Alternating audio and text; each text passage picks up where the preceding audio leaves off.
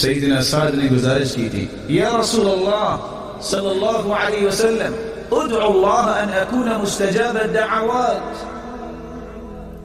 سرتاج رسول دعا فرما دیجیے کہ میں مستجاب الدعوات بن جاؤں، جو دعا کروں قبول ہو جائے.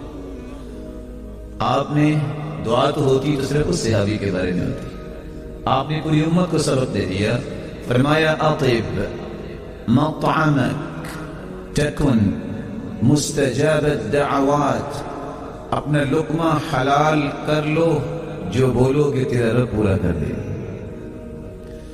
سہل بن عبداللہ التستری اس لیے کہا کرتے تھے من اکل الحلال عبد اللہ شاء ام ابا ومن اکل الحرام عصى اللہ شاء ام ابا.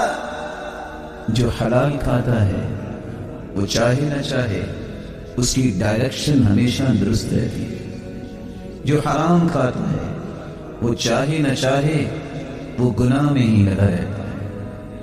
اسی لیے تو سلف صالحین ان کی عورتوں کو اللہ نے کس طرح صلاحیت سے نوازا تھا، دروازے تک الوداع کرنے اپنے خامدوں کو آتی اور رو کے کہتی ایاک وکسب الحرام ایاک وکسب الحرام فإنا نصبر على الجوع والضر ولا نصبر على النار.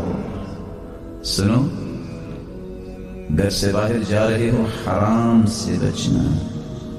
میں اور میرے بچے بھوک برداشت کر سکتے ہیں، تنگی برداشت کر سکتے ہیں، لیکن حرام لقمہ لے کے آؤ گے تو اس کے بدلے جہنم کی آگ برداشت نہیں کر سکتے. ما أروع هذه الكلمات التي كانت تنطقها المرأة الصالحة المنهجية. کیا ہی یہ مبارک کلمات جو ایک مسلمان عورت کی زبان سے نکلا کرتے تھے. ہو سکتا ہے آج بھی کوئی آتی ہو دروازے تک، لیکن 1.5 فٹ لمبی لسٹ دینے کے لیے کہ جہاں بھی ہو یہ سودا لیتے آنا، مجھے اس سے غرض نہیں ہے کہ حرام ہے یا حلال ہے.